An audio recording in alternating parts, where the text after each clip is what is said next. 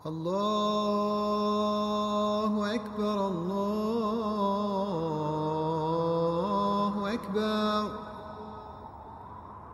الله أكبر 机还没有完全停稳，请继续滑行。请不要离开您的座位，不要开启行李键先，不要打开安全带。各位旅客，我们请注意，现在有国际机场。当地时间10点47分钟。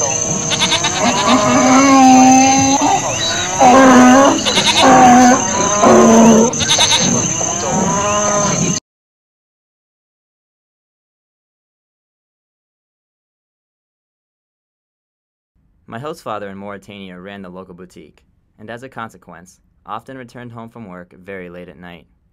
My host mother would serve dinner to the children well before her husband got off work, but she would normally wait for him to arrive home before eating dinner herself.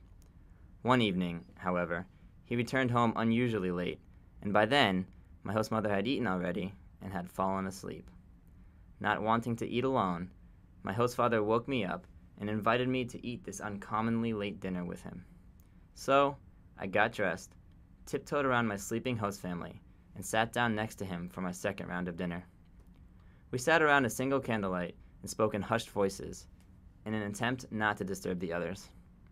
Well, we were unsuccessful, as his 8-month-old daughter was awoken by our conversation. My host father quickly picked up his daughter and plopped her down on his lap before she disturbed the others. As he was holding her, he was intently watching her every move in a contemplative sort of way. All of a sudden, he slowly lifted his head and stared at me, with a look on his face as if he was deciding whether or not to share with me what he was just thinking. Then, in a very sincere voice, he said to me, "I love my daughter, I really do, and I'm happy that I know that. I've always wanted to have a son, and at first I didn't like it when I had 3 daughters.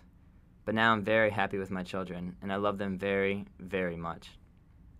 At first, I wasn't sure if I understood him correctly, considering I'd only been speaking French for about 2 months at that point.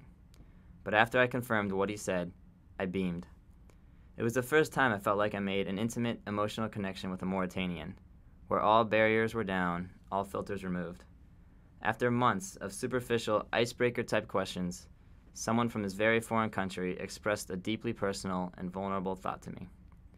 Later, I fully realized how beautiful this was. How 2 people from completely different cultures, who were unable to fully communicate with one another for most of their time together, were able to create a family-like bond. And it's exactly this type of beauty that makes Peace Corps so special.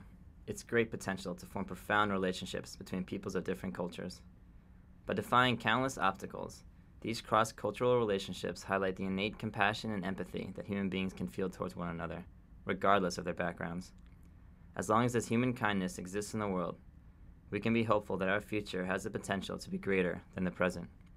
After I formed this type of personal relationship with my host father in Mauritania, I knew what it meant to be a Peace Corps volunteer.